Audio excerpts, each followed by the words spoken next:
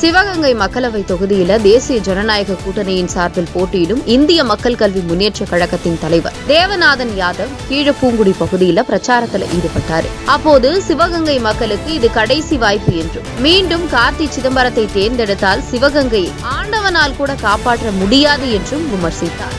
தேசத்தின் பிரதமர் வேட்பாளராக 2 முறை நல்லாட்சி தந்த உலக தலைவர்களெல்லாம் போற்றப்படக்கூடிய தலைவர் நரேந்திர மோடி ஐயா அவர்கள் மீண்டும் பிரதமர் பதவிக்கு நிற்கிறார். அவர் நிச்சயம் வெற்றி பெறுவார்.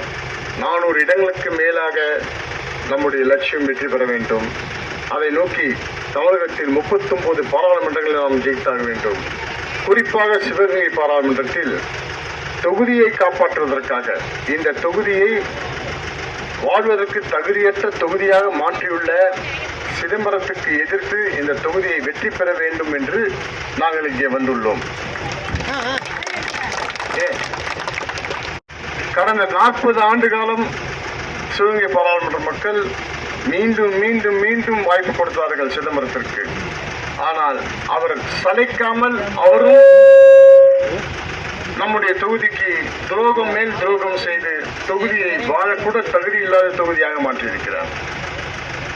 இங்கே ஒரு சாலை வசதி கிடையாது, குடித்தண்ணீர் பிரச்சனை, வேளாண் சரியாக பாதுகாக்கப்படவில்லை, விவசாய உற்பத்தி இல்லை, ஒரு தொழிற்சாலை கூட கிடையாது. இங்க இருக்கின்ற இளைஞர்கள் வேலை தேடி வெளிநாட்டுக்கும் சென்னைக்கும் கோயம்புத்தூருக்கும் திருப்பூருக்கும் செல்லுகிறார்கள். இதை எல்லாம் மாற்ற வேண்டும் என்றால் பாரத பிரதமர் நரேந்திர மோடி தலைமையில் இருக்கின்ற தாமரை சின்னத்துக்கு வாக்களியுங்கள், தொழிற்சாலையை உருவாக்குவோம். ஒவ்வொரு சட்டமன்றத்திற்கும் ஒரு தொழிற்சாலை உருவாக்குவோம். தாமரை சின்னத்துக்கு வாக்களியுங்கள், மிகப்பெரிய விளையாட்டரங்கை இளைஞர்களுக்காக மாணவர்களுக்காக நரேந்திர மோடி ஐயா மூலமாக கட்டித்தரப்படும். தாமரைக்கு வாக்களிங்கள், ஒரு முறை வாக்களித்து பாருங்கள், சிவகங்கை பாராளுமன்றத்தில் சாராய கடை இழுத்து மூடப்படும். ஒரு முறை தாமரைக்கு வாக்களித்து பாருங்கள், இங்கு இருக்கின்ற அத்தியாவசிய வசதிகள் உடனடியாக நிவர்த்தி செய்ய ஒவ்வொரு சட்டமன்றத்திலும் ஒரு பாராளுமன்ற அலுவலகம் அமைக்கப்பட்டு 24 மணி நேரம் பாராளுமன்ற அலுவலகம் உங்களுக்காக வேலை செய்யும். மீண்டும் ஞாபகப்படுத்துகிறேன், இது கடைசி சான்ஸ். இந்த சான்ஸ் விட்டீங்கன்னா இந்த தொகுதியை ஆண்டவனே வந்தாலும் காப்பாற்ற முடியாது. இந்த முறை தாமரைக்கு வாக்களித்து பாருங்கள். நாங்கள் இளைஞருக்கான வேலை வாய்ப்பை, மாணவர்களுக்கான கல்விக்கான கல்லூரிகளே கிடையாது இங்கே. அதுவும் குறிப்பாக மிடில் ஸ்கூல் 8ஆம் கிளாஸ் படிக்கிற பள்ளிகளில் பிடி மாஸ்டரே கிடையாது. பிடி மாஸ்டரே இல்லை அப்படின்னா எப்படி அந்த மாணவர்கள் விளையாட்டில் வீரர்களாக வர முடியும்?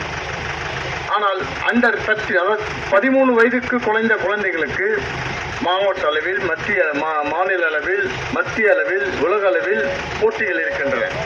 அப்படி என்றால் இங்கே 13 வயதுக்குள்ளப்பட்ட 8ஆம் கிளாஸ் படிக்கிற மாணவர்களுக்கு பிடி வாத்தியாரே இல்லை என்றால் அவர்கள் கலந்தே கொள்ளவில்லை என்ற அர்த்தம்.